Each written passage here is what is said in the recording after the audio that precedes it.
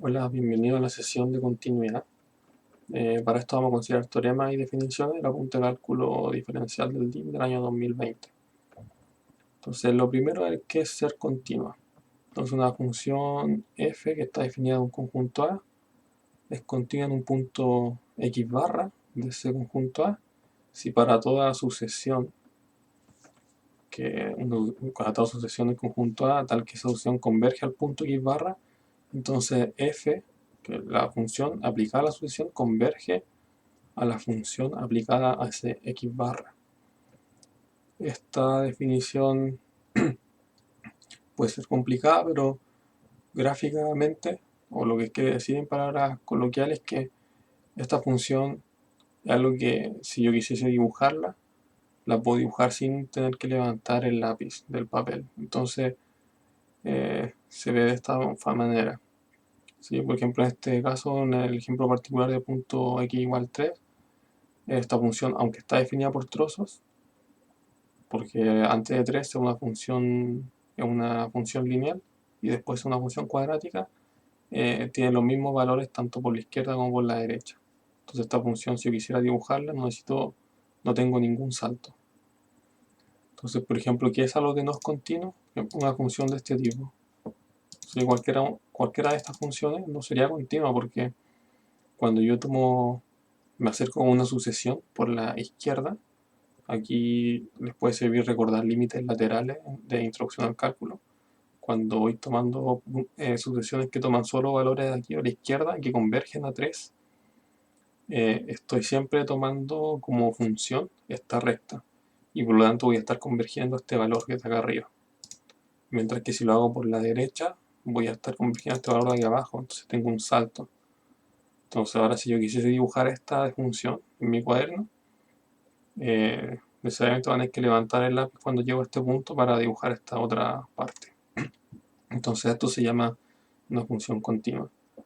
Y estos tipos de problemas aparecen normalmente en donde a uno le piden encontrar, por ejemplo acá, para qué pendiente la función definida por estos dos trozos sería continua. Y si uno hace los cálculos, debería llegar a que para -1. Entonces ese es un tipo de problema y para probar que algo no es continuo, esta definición utilizando límites laterales siempre funciona bien. Entonces, al igual que con límite de introducción al cálculo, también tenemos una caracterización que es epsilon delta. Esta caracterización es igual a la definición de límite, cambiando el límite L por f de x barra. Es decir, alguien me da un punto x barra y me da un epsilon, y yo lo que necesito es encontrar un delta que puede depender de x barra y de epsilon, tal que cuando tomo puntos x que están a una distancia menor o igual que delta de x barra, mi función está a una distancia menor o igual que epsilon de f de x barra. Entonces aquí pueden darse un tiempo de pensar en esto y de la definición que ustedes tenían del curso anterior de límite y verificar que al final lo que uno quiere decir acá es que el límite de, de f de x cuando estoy cercano a x barra es f de x barra. Y por otro lado, cuando yo no digo estas continua en x barra, sino que solamente digo continua, entonces lo que quiero decir es que es continua en todo el dominio. Entonces veamos esto con un problema para que quede más claro. Entonces consideremos la función x al cubo y probemos que es continua. Entonces, ¿cómo uno prueba esto? Al igual que cuando uno hacía con límite, uno parte escribiendo un poco qué es lo que quiere probar. Entonces, sea x barra un punto de los números reales y epsilon, entonces sean y epsilon positivo, yo lo que quiero hacer es encontrar un delta. Entonces queremos delta positivo tal que para todo x tal que x menos x barra es menor que delta, se cumpla que g de x menos g de x barra es menor que epsilon. Ok, entonces alguien me da estos dos valores, x barra y epsilon. Yo necesito encontrar este delta y para eso uno parte haciendo cálculos con lo que está acá al final, con g de x menos g de x barra, y de ahí intento calcular el delta. Y entonces después de que uno hace este borrador, parte la demostración de verdad. Entonces, ¿qué pasa cuando yo reemplazo x, g de x barra por la función, en este caso x al cubo? Me da que x al cubo menos x barra al cubo tiene que ser menor que epsilon. O sea, eso queremos probar. Queremos encontrar el delta para que eso se cumpla. Entonces, factoricemos este término. Este término se puede sacar un factor que es x menos x barra. Por acá, otro término que tiene a los cuadrados. Y ahora empecemos a trabajar un poco esta expresión, porque a mí me gustaría acotar esto. Porque esto se parece a lo que yo necesito probar que es menor que delta. Entonces, si yo acá pudiese acotarlo, o sea, si no tuviese este término que me molesta, como que podría simplificar las cosas. Si este término me molesta porque esto depende de x, y mi delta puede depender de x barra y puede depender de epsilon, pero no puede depender de, o sea, no puede ser una que tenga la variable x. Entonces veamos cómo podemos arreglárnosla. Primero notemos que esta suma, si yo sumo algo y después tomo módulo, es menor o igual que la suma de cada módulo por separado. Eso es en la desigualdad triangular. Y por propiedades del módulo, cuando yo tengo alfa por x, eso es lo mismo que el módulo de alfa por módulo de x. O sea, cuando multiplico salen las cosas como módulos. Entonces de ahí obtengo esta última igualdad. Y ahora vamos a aplicar una técnica que es bien interesante y que sirve harto. Y es que uno podría considerar algún valor de delta para empezar a trabajar. Y cuando avancemos un poco más va a quedar claro por qué esto sirve. Entonces partamos considerando que delta fuese 1. Entonces esto me va a decir que si yo después tomase este delta, x menos x barra va a ser menor que 1. Entonces esto me va a servir para concluir la siguiente desigualdad, que el módulo de x es menor o igual que, en este caso de hecho esto es una igualdad, que lo único que hago es sumar y restar x barra, y luego ahora esto sí es menor o igual porque aplico desigualdad triangular, separo los términos de forma conveniente. ¿Sí? La forma conveniente es porque por el valor de delta que tomé yo sé que esto es menor que 1 y este x barra es algo que está fijo, entonces no me molesta tenerlo acá. Entonces de aquí yo saco que el módulo de x es menor o igual que 1 más el módulo de x barra. Y entonces ahora si aplicamos ambas desigualdades anteriores a este término de acá, vamos a obtener que lo de adentro lo puedo escribir de esta manera, que esto es lo que tenemos aquí arriba. Y luego esto de acá, puedo aplicar la desigualdad que tengo para el módulo de x a cada uno de estos términos por separado. ¿Sí? Entonces ahora si yo reemplazo este x por 1 más x barra, y eso me queda al cuadrado y así. Y luego lo único que hago acá es en esta línea, para pasar de aquí a acá, es multiplicar. O sea, tengo x menos x barra, y después aquí adentro, yo esto lo leo, saco el binomio, o sea, me da esto sin el cuadrado, me da eso más, determino al cuadrado, más luego x barra, más x barra al cuadrado, más otro x barra al cuadrado. Acá hay este más no debería estar, hay un error. Y entonces me termina dando este término de acá. Ya, entonces ahora volvemos a qué es lo que queremos demostrar nosotros. Nosotros queremos imponer que esto sea menor que epsilon, y intentar despejar este término de acá. Y entonces, si se fijan, esto es súper bueno porque ahora este término del paréntesis solo depende de x barra. Entonces ahora yo puedo despejar. Entonces despejando me da esta cota de aquí. Entonces este valor de delta 2, este valor de delta 2 me dice que me va a servir para que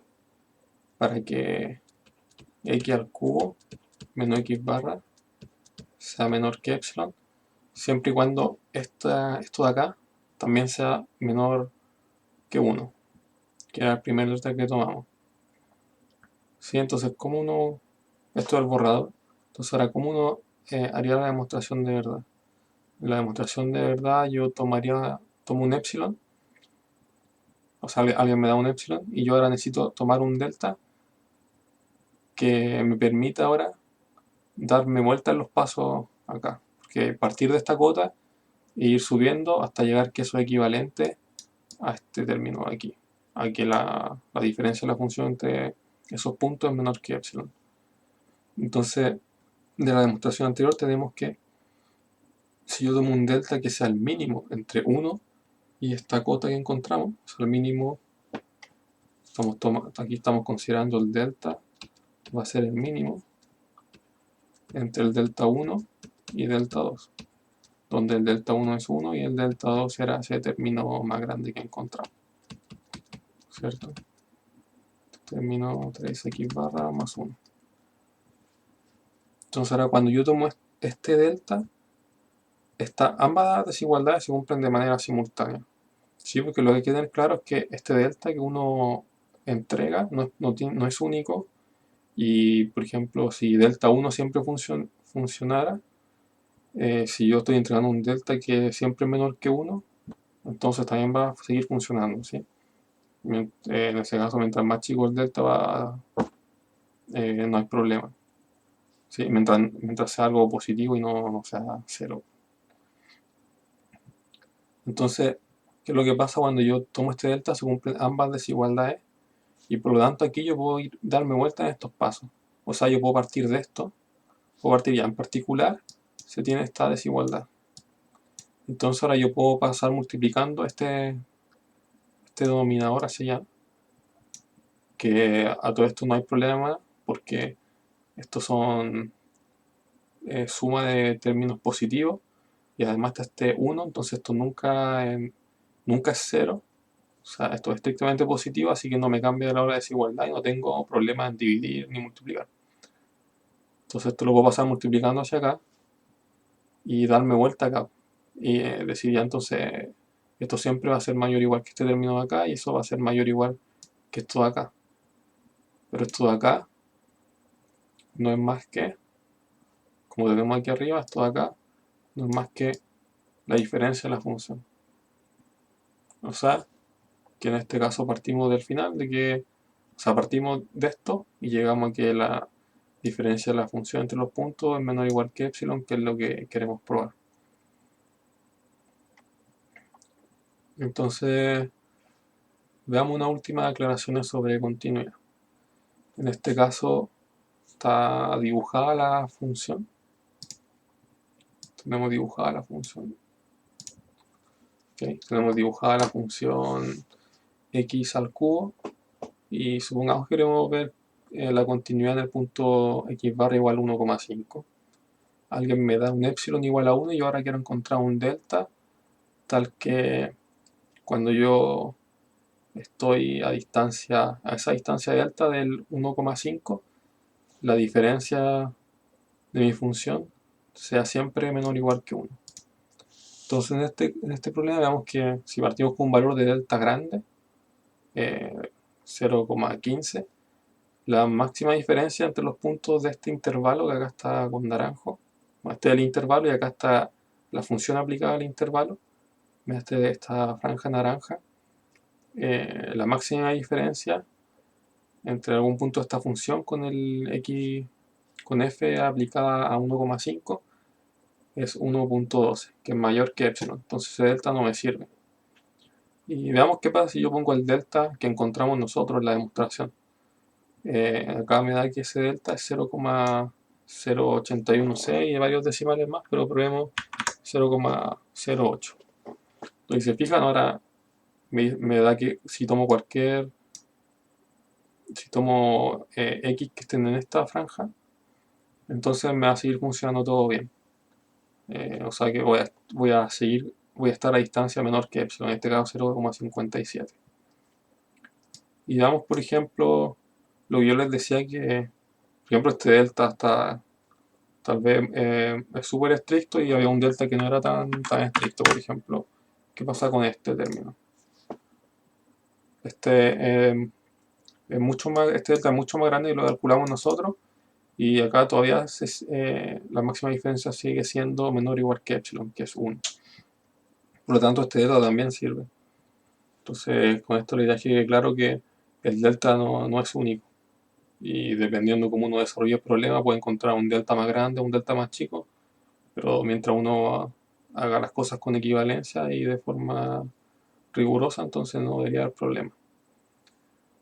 Y otro punto importante es que esto depende del punto X barra. Entonces veamos qué pasa si yo cambio mi X barra a un punto que esté al lado de 1,5, por ejemplo 1,51. En este caso este mismo delta ya no me sirve, porque ahora está la máxima diferencia de 1,01, que es mayor que epsilon, porque epsilon es 1. Entonces ahora necesito darle un delta más chico. ¿Sí? Y a medida que voy cambiando, por ejemplo, ahora con este delta, con ese X barra, necesito tomar valores de delta mucho más pequeños. Y ahora si alguien me decrece el valor de epsilon, me dice ya epsilon ahora es 0,5, el delta ahora se hace mucho más pequeño. Por ejemplo, ahora esta diferencia es 1, entonces con este delta yo no estoy cumpliendo lo que me piden, que es que la máxima diferencia sea 0,5. Entonces nuestra cuota nos dice que 0,037 funciona, veamos 0,03. Sí, 0,03. Ahora estoy considerando un intervalo mucho más pequeño y estoy cumpliendo esto. Que tiene sentido porque si yo soy más exigente con respecto a la máxima diferencia, entonces cada vez voy a tener que tomar un delta más pequeño para poder satisfacerla. ¿Sí? Y espero que se haya entendido. Entonces en el siguiente video vamos a hablar de continuidad uniforme.